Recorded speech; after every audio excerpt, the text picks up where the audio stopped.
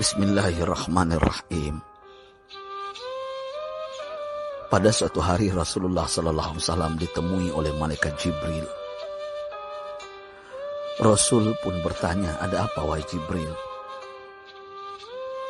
Jibril menjawab, "Wahai Muhammad, sesungguhnya hari ini Allah Subhanahu wa Ta'ala sedang mengobarkan nyala api neraka, dan seluruh para malaikat amat ketakutan. Mereka tidak tahu harus bagaimana. Untung aku ingat," kata Jibril, "bahwa engkau Muhammad adalah sumber cinta dan sayang Allah Subhanahu wa Ta'ala kepada alam semesta. Dengan alasan itu aku kesini, bertabaruk mengambil berkah dengan cinta Allah kepada dirimu, ya Rasulullah, ya Muhammad." Rasulullah terdiam beberapa saat, kemudian bertanya lagi, "Wahai Jibril, ceritakan padaku bagaimana neraka itu sesungguhnya."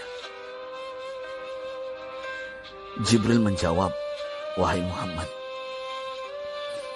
neraka itu bagaikan lubang-lubang yang terdiri dari 7 tingkat. Jarak antara satu lubang dengan yang lain ialah perjalanan 70 tahun. Lubang paling bawah adalah lubang yang paling panas." Nabi SAW meneruskan pertanyaannya, "Lalu siapakah penghuni lubang-lubang neraka itu wahai Jibril? Sampaikan kepadaku Jibril." Jibril menjawab, "Lubang yang paling bawah diciptakan untuk orang-orang munafik. Lubang yang berikutnya untuk penyembah berhala. Lalu untuk penyembah bintang dan matahari." Jibril terus menerangkan penghuni tingkatan neraka hingga lubang yang kelima, tempat umat Yahudi, dan yang keenam dihuni oleh umat Nasrani. Setelah menjelaskan penghuni 6 tingkatan neraka, Jibril diam cukup lama. Rasulullah SAW penasaran dan bertanya kepada Jibril, "Wahai Jibril, siapakah penghuni neraka yang ke-7?" Jibril diam saja tidak menjawab. Rasulullah SAW mengulangi pertanyaannya, tapi Jibril tetap diam. Rasulullah tambah penasaran dan mendesak Jibril agar dijawab pertanyaannya. Akhirnya Jibril pun berkata, "Umatmu wahai Muhammad, mereka itu para pelaku dosa besar di kalangan umatmu, yang dimana sampai mereka mati belum sempat bertaubat." Mendengar jawaban Jibril, Rasulullah langsung jatuh pingsan. Jibril merangkulnya dan meletakkan tubuh baginda di atas pangkuannya. Tak berapa lama Rasulullah SAW sadar dan langsung menangis bersimbah air mata dengan terisak-isak. Rasulullah mempertegas pertanyaannya, "Wahai Jibril, apakah benar ada di antara umatku yang masuk neraka?" Jibril menjawab, "Benar wahai Muhammad, pelaku dosa besar di antara umatmu yang belum bertaubat." Setelah itu Rasulullah menghadap kiblat dan sujud kepada Allah dalam isak tangisnya.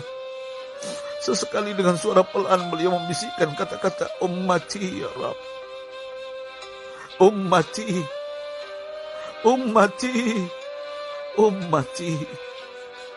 Beliau SAW tidak mengangkat kepalanya dalam keadaan seperti itu selama 3 hari 3 malam.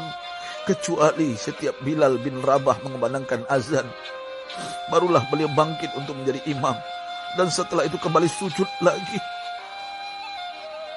Pada hari ketiga Abu Bakar menyadari hal ini. Beliau mengetuk pintu Rasulullah dan mengucapkan salam 3 kali, namun tidak terdengar jawaban. Abu Bakar sedih dan berseru di hadapan pintu Nabi besar Muhammad SAW, "Apakah ada jalan untuk masuk ke rumahmu ya Rasulullah?" Tetap tidak ada jawaban. Di jalan Abu Bakar bertemu sahabat Umar. "Mengapa engkau menangis wahai Abu Bakar?" kata Umar. Abu Bakar menceritakan keadaan Rasulullah SAW. Maka Umar pun melangkah menuju rumah Rasulullah dan terjadilah hal yang sama. Umar pun pulang dan menangis. Di jalan Umar bertemu sahabat Salman Al-Farisi. Dengan terisak Umar bercerita kepada Salman hingga membuat dia amat sedih, namun tidak berani mengulangi hal yang sama. Salman melangkah menuju rumah Fatimah radhiyallahu anha dan menceritakan hal itu. Setengah berlari Fatimah menuju rumah ayah tercinta dan mengetuk pintu sambil mengucapkan salam. Mendengar suara lembut putri tercinta, sejuklah dada Rasulullah. Beliau bangkit dari sujud dan membuka pintu. Alangkah terkejutnya Fatimah melihat Rasulullah, ayah tercinta, amat kurus dan pucat. Fatimah memeluknya lalu menangis. Wahai ayah, apa yang terjadi? Mengapa engkau amat sedih seperti ini?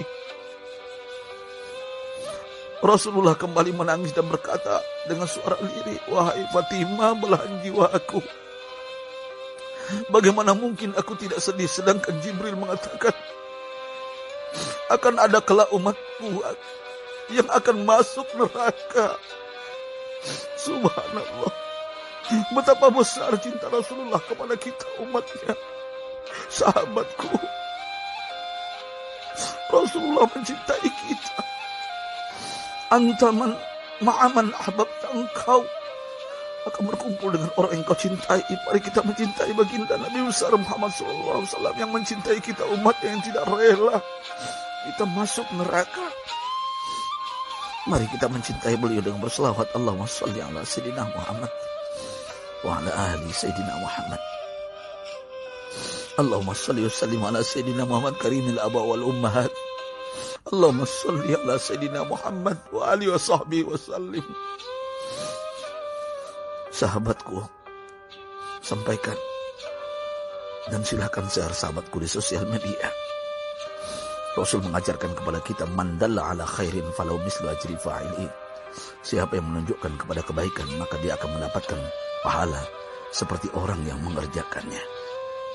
Mudah-mudahan ini menjadi pahala jariah bagi kita. Saya Ustadz Oren. Assalamualaikum warahmatullahi wabarakatuh.